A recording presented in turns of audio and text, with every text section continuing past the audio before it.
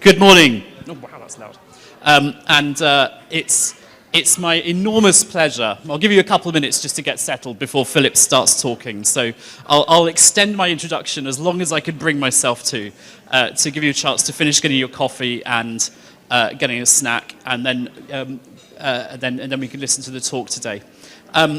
It's my great pleasure to be covering Jamie Hittell's sabbatical. I'm in touch with him regularly, but not about work.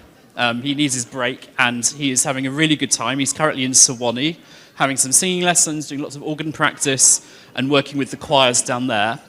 And I think it's going very well, and I'm sure that in 2 months when he returns, he'll be fully refreshed and full of bright ideas. I would not be able to cover this time without our visiting artist with us, Dr. Philip Moore. Philip has had an association with Christ Church for something like 13 or 14 years now. He first started coming early in Jamie's time in 2009, and that was shortly after he retired as organist and director of music. Master of the music. You've got to get. It's very important to get these things right. As organist and master of the music at York Minster, where he had been for 25 years. But throughout Philip's career, he's had also a very distinguished career as composer. Most organists write a little bit, and most organists write quite badly. And and Philip Moore is not amongst those. We do much of his music, and many choirs around the world do lots of his music as well. And he is going to tell us all about his composition. And we're very excited to have you, and I'm very excited to hear what you have to say. So please welcome Dr. Philip Moore.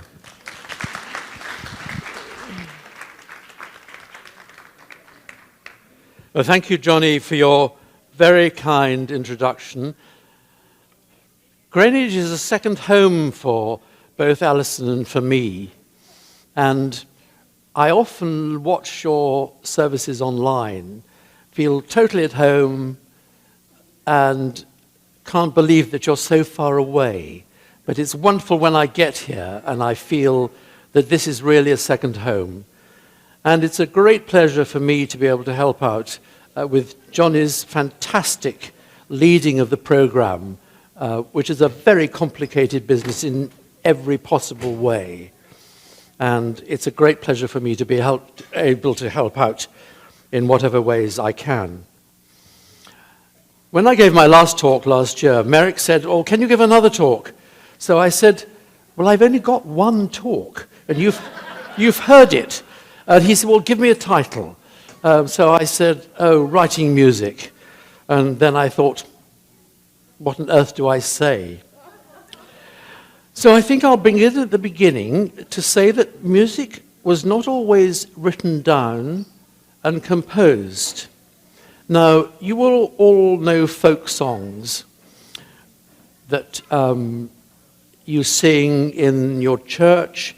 We have two in England, which I think are in your hymn book, and they are folk songs. One goes like this.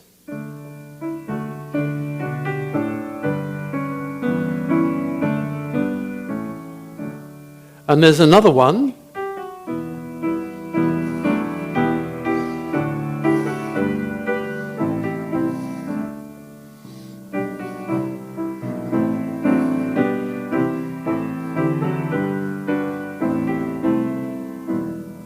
I don't know if you know those tunes. Some of you may do. Well, they were collected by people like Vaughan Williams, who were he was going around the country with a very crude recording device, and he had his manuscript paper. These tunes were part of the earth, almost. The words had been spoken by people who couldn't read and write, and the tunes just came into existence. It's an extraordinary facet of musical creation, which we sometimes forget about. And I had experience of a tune coming out of the earth.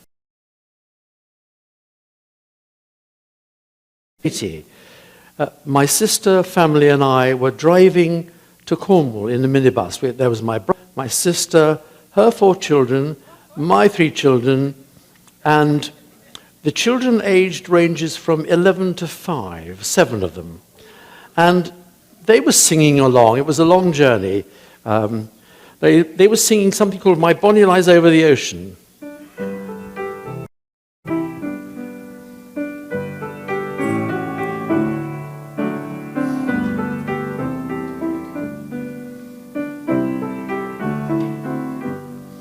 Does anybody know that? Yes, excellent. Well, they were singing this and various other tunes, and suddenly my elder daughter Sophie said, "Oh," she said, "this is boring. Let's make up another one." And they went on for about half an hour devising another one, and they got the rhythm before the melody. And it went something like this after we'd arrived at our destination. But my Bonnie lies over the ocean, my Bonnie lies over the sea, my Bonnie lies over the ocean, oh, bring back my Bonnie to me. Bring back, oh, bring back, oh, bring back my Bonnie to me. Bring back, oh, bring back, oh, bring back my Bonnie to me. And obviously they didn't write the harmony, I just made that up as I was playing. But it was a wonderful instruction, example of the way in which folk songs came into being. Now, I've always wanted to compose, and even when I was in single figures, it was a part of music that deeply attracted me, as well as playing the piano, singing, and playing the organ. And initially I used to write hymns, and I wrote some of them in my head when I was going to sleep, I suppose, and I didn't write them down. But I was very particular about hymns. And one of the things I remember was many, many years ago at my sister's confirmation. Again, I was only about 6 or 7. And they had a hymn at her confirmation called Father of Heaven, Whose Love Profound. And it goes like this.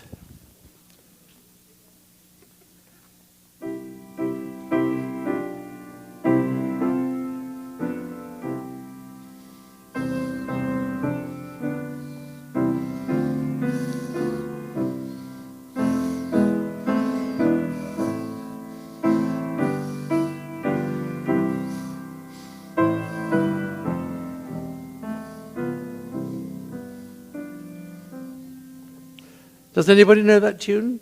No, well, it's not much of a tune. Because as a child, I thought, this is very boring.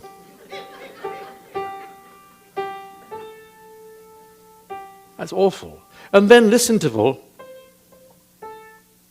that's quite difficult to sing. And then the last line, sorry. And I always remember at the confirmation service, there was an old lady sitting behind us. And when it came to that last line, she went flatter and flatter. To us thy pardoning love extend. And all the voice cracked. And I thought, this has got to be, has got to be sorted out. I didn't turn round. Although I think my father was quite tempted to do so. Anyway, so I wrote a tune for it in my head, which I thought was better, but probably wasn't. Just on the subject of hymns, I just want to touch on them briefly because we are omitting quite a lot of verses at the moment for various reasons, which are fine, but we don't want to omit too many because some hymns tell the story in most vivid ways. A hymn we had last week, my song is love unknown, my Saviour's love to me, love to the loveless shown, that they might lovely be. Sometimes they strew his way and praises sweetly sing, resounding all the day hosannas to their king. Then crucify is all their breath, and for his death they curse and cry. And within that verse encompasses Palm Sunday to Good Friday.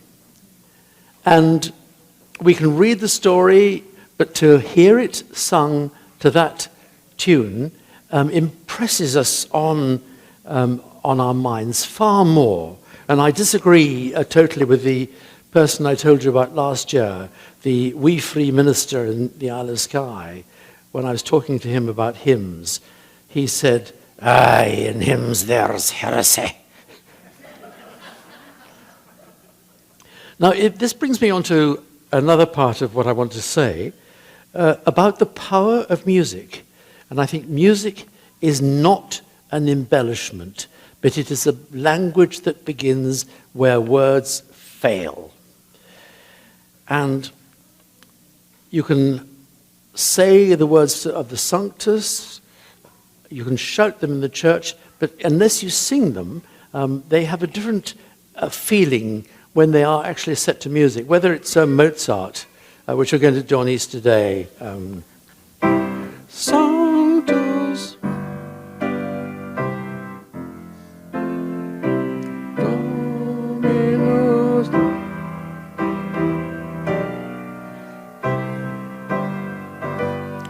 That says so much more about holiness than anything that is said. And then Bach, of course, beats us all by going in the Mass in B minor.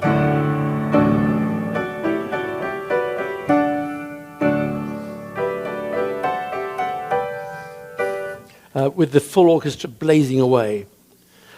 So that music actually adds another dimension to our belief. And the language of music is something completely away in some ways from the language of words. In the same way that you can say to your family you love them, but it's when you put your arms around them and give them a hug. That is a gesture that says much more than the words, "I love you." Now, how to start writing music? Music in some ways is the most elusive of arts when it comes to creating it. With painting, for instance, I can buy a nice piece of art paper and a paintbrush and a paint pot, and I can scribble away and paint something on the page, and it will be awful, I expect. And we can all write, and we can all possibly attempt at writing a novel or an autobiography. But when it comes to music, it's a different sort of creation. And as Johnny said, not all organists, not all musicians compose.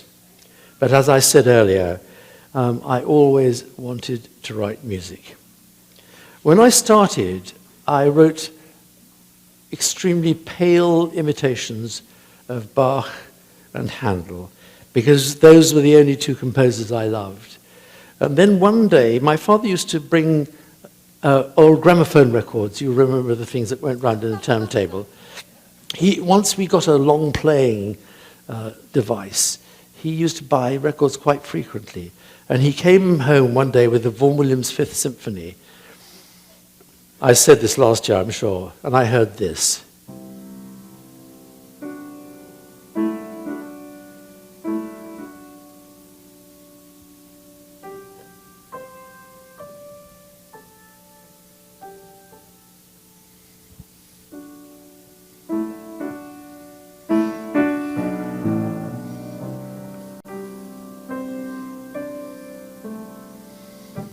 And I was put into another world.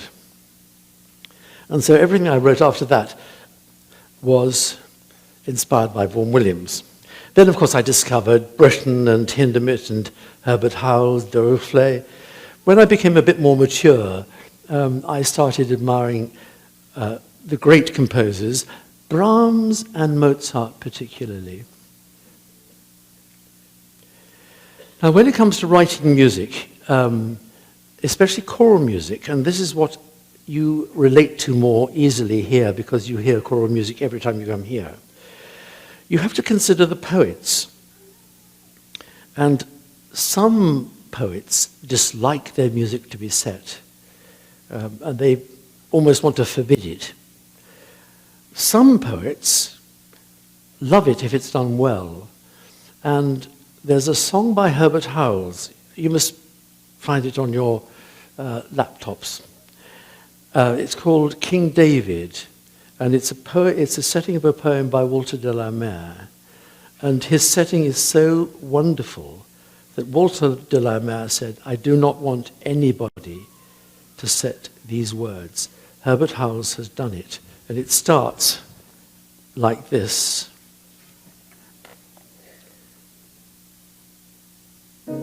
Oh, I've forgotten it. No, sorry. Here we are.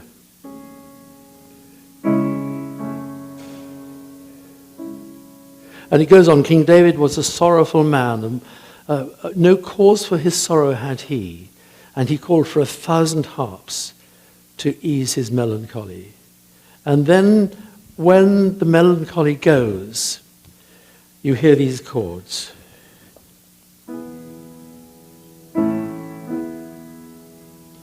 Which is the sort of transformation of those first two chords. And Howells once said that of everything he wrote, this was the piece that he was most proud of. And he wrote a lot of music. And it's a total winner. So do find it on your machines.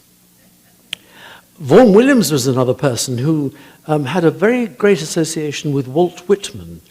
And his Sea Symphony is a wonderful example of a big canvas, a huge piece that he labored over for some years when he was quite young, and it's fantastic. So try and listen to the Vaughan Williams Sea Symphony. When you become an experienced composer, you can probably set words that you don't love. I'm sure people like Benjamin Britten could have set words from the New York Times and made them sound absolutely wonderful.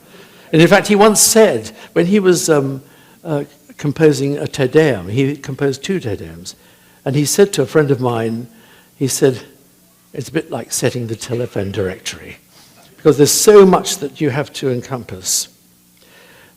But one of the things that composers love is words that have some sort of life to them, some sort of rhythmic life.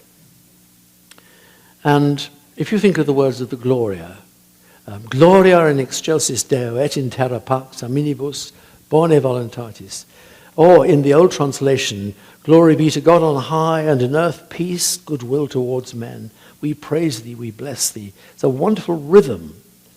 And in England, we have, in our new prayer book, we have glory to God in the highest, and peace to his people on earth. Lord God, I don't know what to do with those words. I've tried endlessly to set them properly. And getting the stresses right is very important. Now, when I first came here, I was asked to conduct a piece by Bob Chilcott, who's a very good composer, and I know him quite well. It was a setting of God So Loved the World, and I think it went something like this.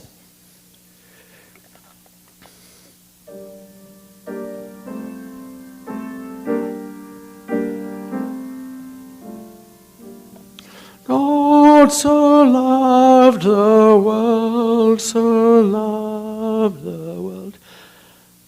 Steiner, in his Crucifixion, he doesn't do that. He does this.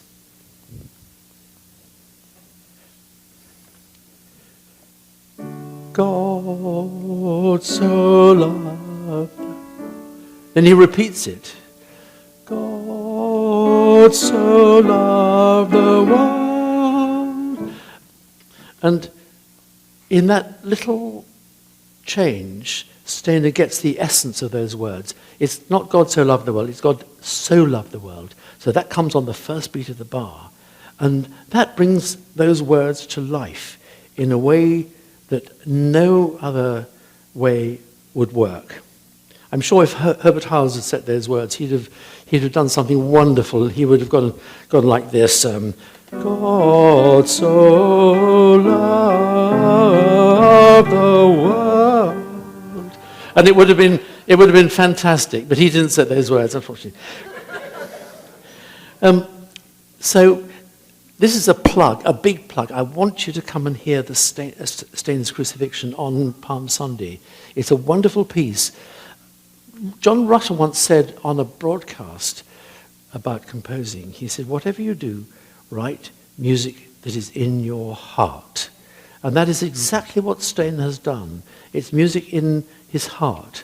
And although the words occasionally you might think a little old-fashioned, it's a very dramatic, wonderful piece, and it illustrates vividly the whole story of the crucifixion. The other thing that you have to be careful of when you're writing is to get the actual stresses of words right. There's somebody who wrote a Benedictus. Now just say the words Benedictus to me. Go on. Benedictus. Lovely emphasis on dictus, you see. Somebody wrote a Sanctus in his Requiem, which goes like this. Benedictus, which is completely what you don't want, because tus, whereas Stanford, who was a marvelous composer, in his Requiem, Stanford's Requiem, he does this.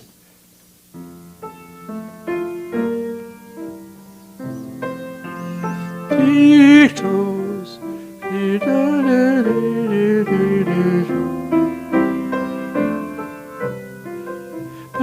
Benedictus, Benedictus.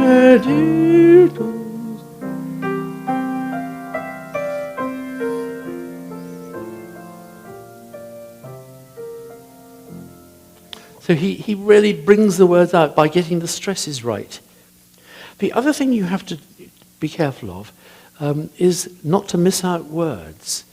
And we were once rehearsing John Rutter's Requiem, which is a lovely piece, with a Minster choir. And one very bright chorister, we were rehearsing the Sanctus, and he said, please, sir, why does he miss out the word et terra? And that's what I noticed it. I said, I don't know.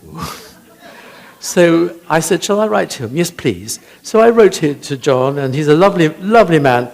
And he wrote back, and he said, I'm afraid I was writing that piece in somebody's log cabin, and I didn't have the words in front of me. I wanted to say, what are you going to do about it?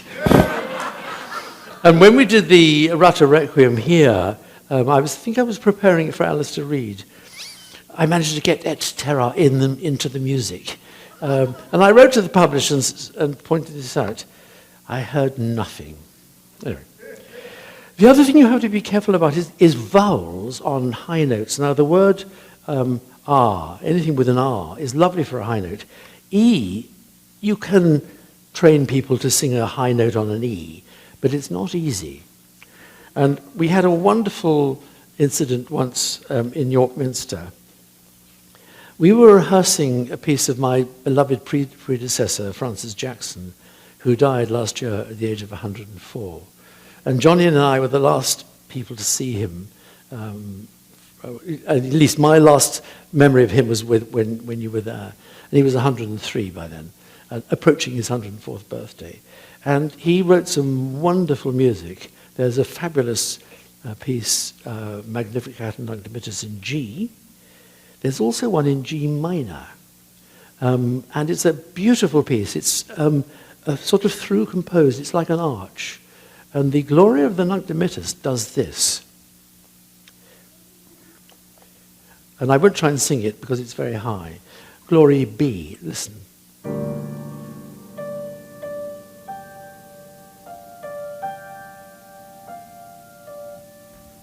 He came into a rehearsal that we were doing for a broadcast, and he said to me, he had a lovely, slow way of talking, and he said, that's not very good. I said, what's not very good? Having a B on a high note. And I said, well, Francis, we're coping well. He said, I don't think there's anything I can do about it. So I said, no, Francis, I think you're absolutely right. You can't do anything about it. We're broadcasting it tomorrow. But we've all made our mistakes and got syllables that are nasty on high notes. And we're always forgiven, I think. I hope we are, anyway. Because there are different ways of setting words. You can have music that goes one note to one syllable, which is what we have with Steiner. You can have notes that have has one syllable, but lots and lots and lots of notes. Just to give you an idea, Bach's Mass in B minor, which is one of the greatest pieces ever written, his Kyrie, it goes on and on.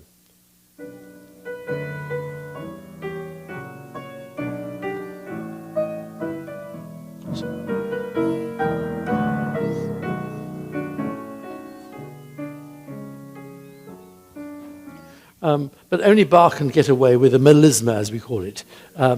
One syllable to a huge number of notes. When it comes to starting a piece, it's quite difficult to know how to start. And a friend of mine once learnt from a composer called Matthias Scheiber. He was, I think, Hungarian. And Matthias Scheiber said to this friend of mine who had produced a piece, I won't try to do his accent, it was very thick. Why did you start on the B flat? And that was a good question. And he had to justify. Finishing a piece is even harder. And I think sometimes you have to be very careful of the way you will perform. Now, Bach tends to finish a piece like this, a joyful piece.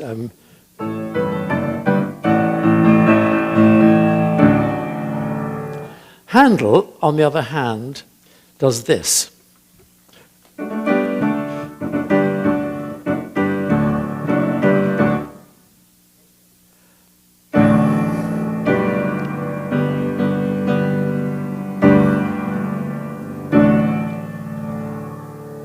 And he holds the end so that you don't quite know when it's coming.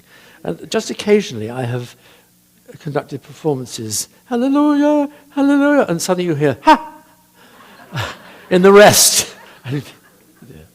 But it does happen occasionally. Now, when you compose, you're often asked to write pieces for people. It's wonderful when you get what are called commissions. And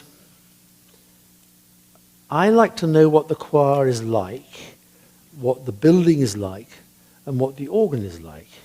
And many years ago, I was asked to write a Magnificat and Nunc Dimittis for St. John's College, Oxford.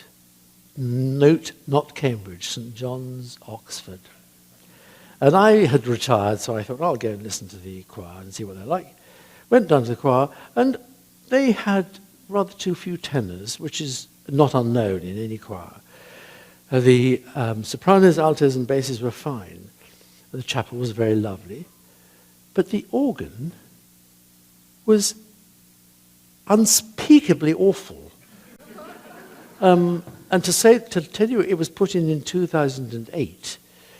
In order for a chapel to have Anglican services, 3 services sung a week, a Eucharist, and then probably 2 evensongs, they installed an organ by somebody called Aubatin.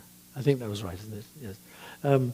Which more or less could play Francois Couperin beautifully, Bach, okay.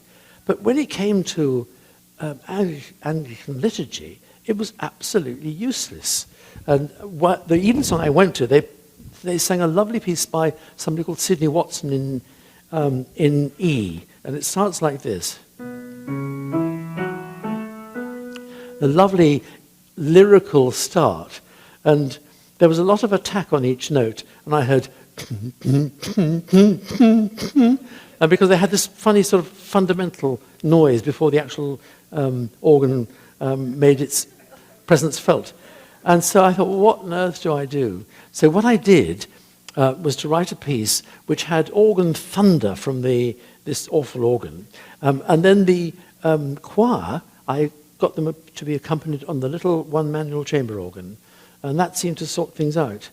But I shall be very interested if in 20 years' time that organ is still there, because it certainly doesn't fulfill any brief at all. Now, when it comes to form, form is vital in music, by which I mean you have to have sections which balance. And a very easy way of explaining a form is by saying a lot of music has A, B, A. Does that make sense? Yeah.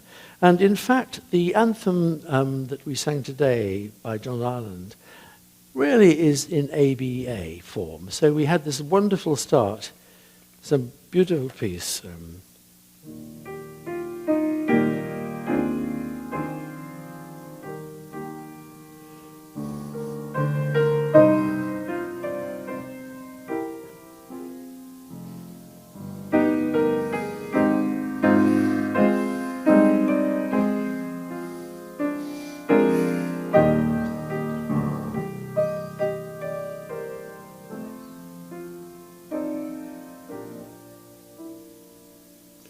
That's really A. Then, and yet I know,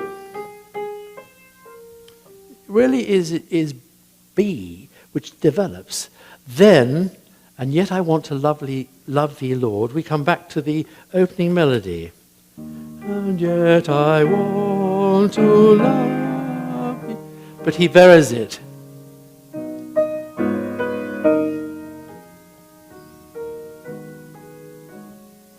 So that has one of the reasons that piece is so satisfying, as well as the harmony being so beautiful, the melody being so beautiful, is that it has a form to it, and you can feel where it's going. If you write a set of evening canticles, the Nunc Dimittis is a delight to set, because it's a gradual build-up. Lord, now lettest thou thy servant depart in peace according to thy word, for thine eyes have seen thy salvation. The Magnificat, on the other hand, is very hard because it's just a list of things. And binding the text together is not an easy task. I've tried many times to write, I've written too many Magnificats, and I've never quite got it right. Anyway, the other thing that you need with a piece is something to bind it together. And this is where Stainer comes in again, because after the introduction, there's a procession to the cross, and there's a theme that goes right through, like this.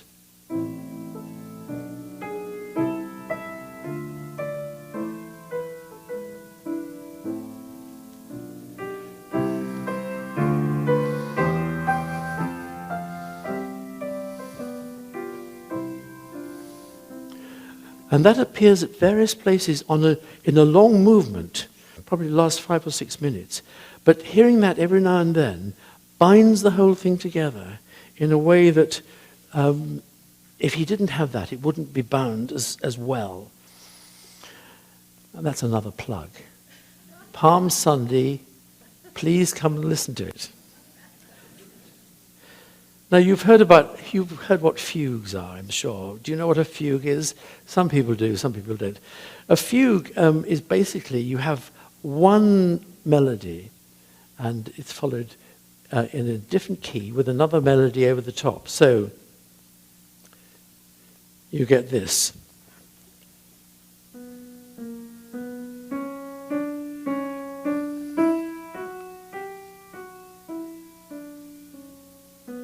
And then the left hand comes in.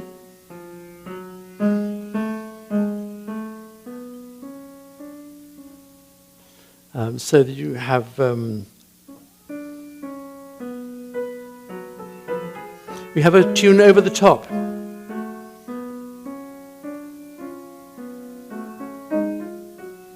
And then Bach takes it on a journey, that theme which almost seems dull. But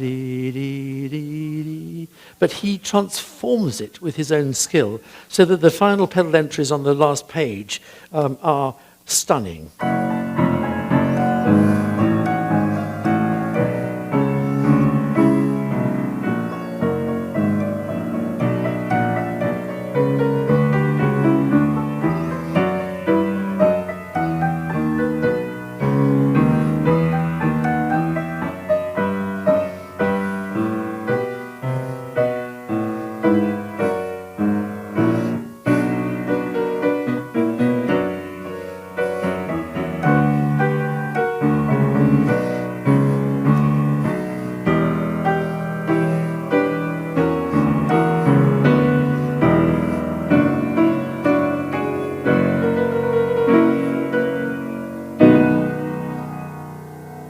And you more or less have to pull out every stop on the organ. I think I'm rather tempted to play that piece for my recital in October. Now, a word about writing out music. When I started, you had to write everything out by hand. And that was quite a labor.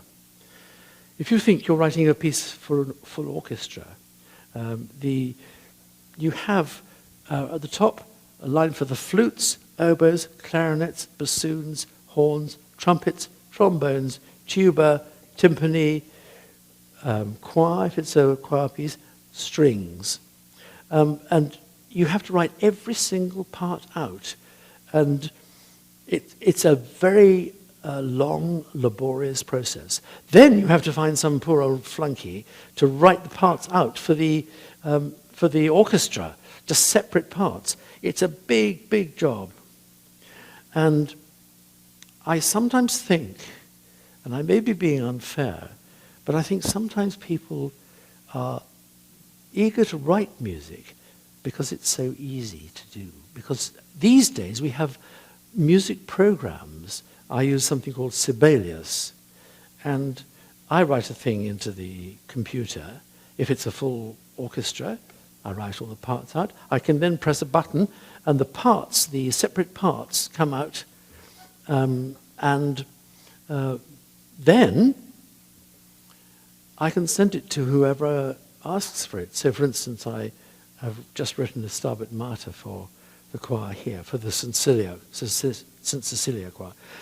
And I just wrote it, finally finished it, Christmas Day, and pressed a button, and within seconds, it was in Johnny and Jamie's email.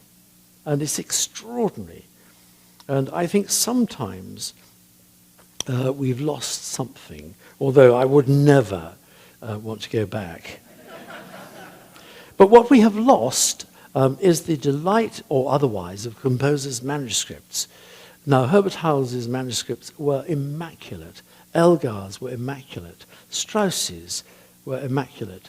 Vaughan Williams's were a mess.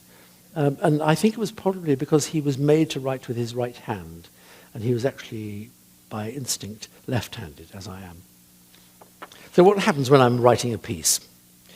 Well, I get my pencil out and an eraser. The first thing I try to decide is speed, because when you're writing a piece of music, the mind starts working faster and faster as not inspiration appears, but ideas appear. And so you start increasing the speed. So I always set the speed that I want. Some composers write away, and that's fine. They just send it off. I'm an awful fusser when it comes to writing. And I'm writing a mass for a choir to be sung in May in London. And I've actually written 3 drafts of a Gloria, because the first one was all right, the second one was a bit better, but then I realized the end of the second one had material that I wanted to use in the beginning of the Gloria, so I started all over again. So I've written 3 Glorias for the price of 1, as it were. So that's what happens. I am not a quick composer, and some composers are. I mean, John Rutter, for instance, writes incredibly fast, and he can write in any style you want. If I said to him, will you write a piece in the style of Schoenberg, he'd be able to do it. It's extraordinary. So I'm not a quick composer, and there are endless revisions. If I look at my old scores, I can see bits of paper stuck over bits that I've altered. So I got quite adept at literally cutting and pasting. Now I'm going to play 2 pieces to finish with. The first is part of some prayers I set by Dietrich Bonhoeffer. Many of you will know the name. He was a German theologian, and he was over here for a time during the Second World War on a lecture tour. And he became so distressed at the lack of work that the churches in Germany were doing to try and overthrow Hitler, that he decided to go back home. And he became embroiled in a plot to kill Hitler with other people. And although he was a pacifist by nature, he felt that this was the only way. And of course, he was caught and he was put in prison. And in the prison, he wrote letters and papers from prison. And they're prayers at the end of the book. And I set 3 of them, morning prayers, prayers in times of distress, and evening prayers. And I must tell you a story about, I haven't got to stop yet, have I? It's midday. No. I've got to tell you a story. Sometimes there are very strange circumstances that surround when you write a piece of music. You've maybe gone a lovely country walk, or you've fallen over, or you've spent too much money, and you can remember these things. On this occasion, when I was trying to write the 3rd prayer, I was examining in Glasgow, and cathedral organists sometimes have to do that in order to be able to feed their children. You go examining for a whole week or something, and I was examining various instruments, and there was a cellist who came in. She was a fairly high grade, obviously very good, and her teacher came in, and her teacher she called herself Madam Watt. And of course, the word madam has slightly dodgy implications in England sometimes. But she had styled herself as Madam Watt, so that was fine. And she came in with a hat perched on her head, and she was fussing about the tuning. And so I said, the tuning's fine. And the girl played her scales beautifully, dead in tune. And I suddenly had an instinct that she was listening behind the door. So I went up to the door and just opened it. And she was like that, listening through the keyhole. And she stood up, and her hat shook. I thought it was going to fall off. And she said, I'm just checking the tuning. I said, oh, Madam Watt, the tuning is fine. Perhaps you'd like to go to the waiting room. And I went back to my hotel, and I thought, well, what on earth shall I do? So I thought, I know, I'll have a look at the Bonhoeffer pieces I was writing. And in the book, he actually quotes an Advent tune.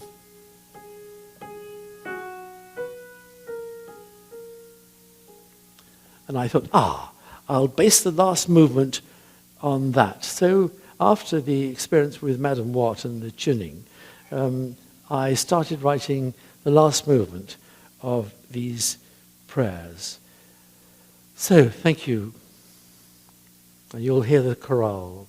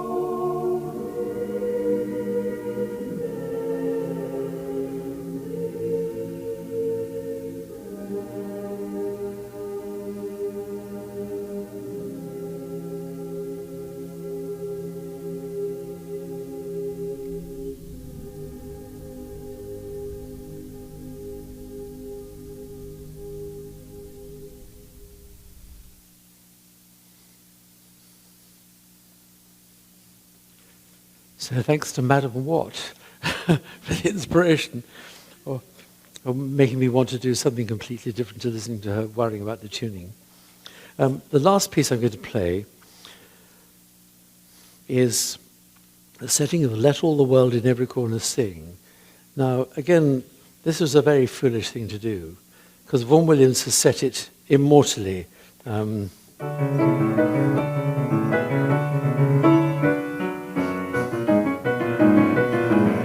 Sorry. Something like that. I'm sorry, I'm not in practice today. And you'll know that setting. It's a wonderful setting. And I was asked to write a piece for Alan Wicks. In my earlier life, I was assistant organist at Canterbury Cathedral. And Alan Wicks was the wonderful organist and choirmaster. And they said, would I write a piece to celebrate his 25th anniversary of having been there? And they suggested Let All the World. And I said, well, that's a little bit, Vaughan Williams is overshadowing me in this one. And so I approached it slightly differently. And I'll just read you the program note very briefly. There is a soft and thin-textured introduction of 9 bars, which precede soft marcato entries by individual voices, as if the whole world in a brief space of time is gathering together to sing God's praises. There is a build-up to the words, my God and King, and then it goes on. And so I sort of pare it down a bit, so that it's totally unlike Vaughan Williams. And I had in mind various elements of Alan's ministry to the church. The organ part gives him hints of his talents as an organist. He was one of the first people in England to play Messiaen. And his contribution to contemporary organ music. Both the words and their musical treatment reflect his energetic approach to life, one which is essentially vibrant and intense, but which does not ignore reflection and contemplation. So he was a very contrasted character. Sometimes he would blow a fuse at the choir because they weren't singing beautifully. Other times something would go wrong and he said, well, tomorrow's another day. You never quite know what he was going to do. So here's my tribute to Dr. Alan Wicks.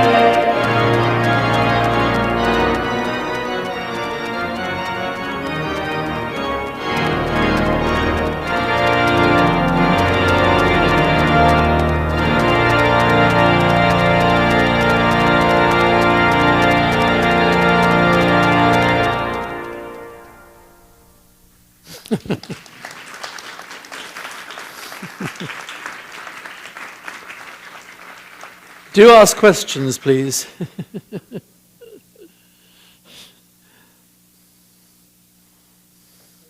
No. Yes. What's your favorite requiem? My favorite requiem. Either Stanford's Requiem or de Rufflet's Requiem. Or de Rufflet. Yes.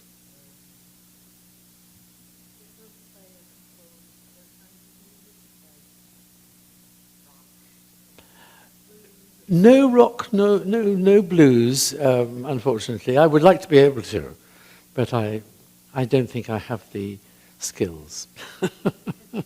Yes.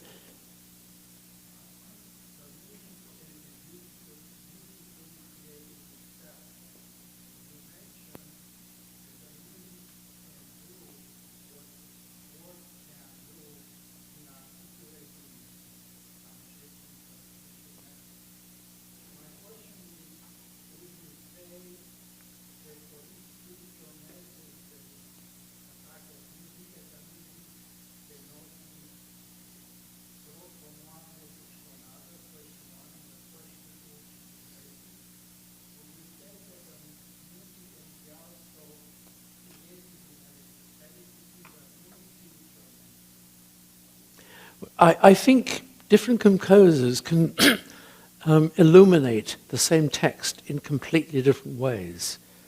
And the second part of your question, what was that? Sorry.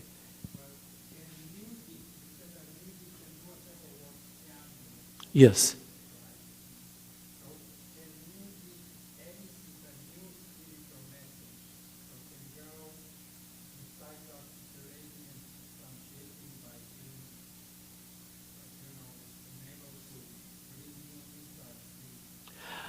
Yes, I think music, it gets inside the soul in ways that you can't really describe. And I think different pieces of music say different things to different people. I mean, I don't know the reaction that any of us has to a particular piece of music. A lot of people will love a particular piece of music, but it says different things to different people. And I think that's one of the wonderful things about music. Sir, excuse me. Did you say Forêt? Sorry? No, I said the de Rufflet and the Stanford. I love the Forêt. It's beautiful. It's very simple, but it's a lovely piece. Yes. When, in addition to all the things you talked about focusing on women rights choral music, how do you, or do you, ensure that each section has its own beauty and melody when the altos are singing their part, that it is something that speaks to their soul, even though it may not be the same melody? You try to make every single line worthwhile singing. Now, there's a I tell you why, how? By singing it to yourself. Now, there's a very fine composer, William Matthias, whose music I play, and we used to do a lot of it at the Minster. The only trouble I used to find with his music is that sometimes the bass line would get stuck. You know what I mean? Yep. And the basses would be singing a D. Everybody else would be this sort of thing. And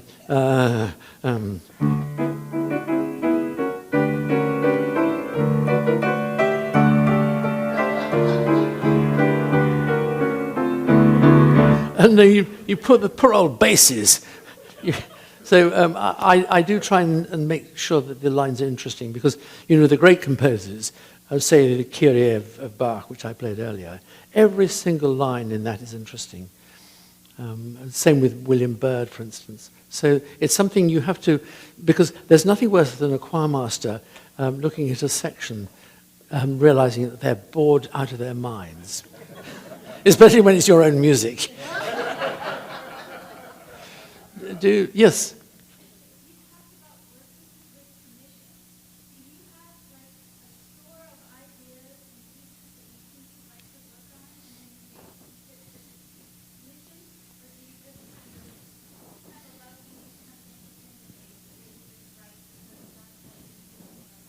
It works both ways.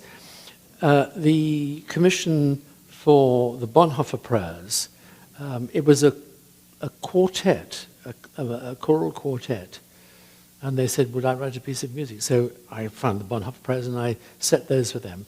Other people, now for instance, I've just written a piece for Alistair Reid for his church in New York City, and he sent me some words he wanted me to set. So it works both ways. Yes, Casey? Which of your compositions are you most proud of? I don't know, really. I might have to let you know tomorrow. And sometimes, you sometimes think, oh my goodness me. You know the wonderful composer John Gardner, who wrote this piece.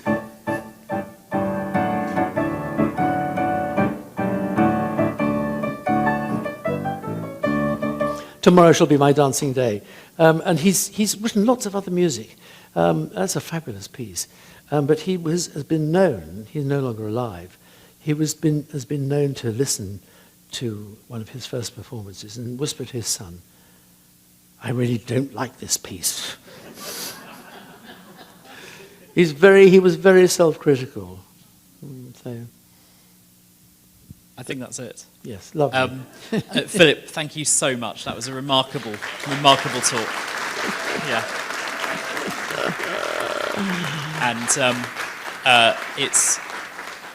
And it's fabulous to have you with us for such a long period. This current run is Philip's longest ever run at Christ Church. He's going to be here a full 10 weeks.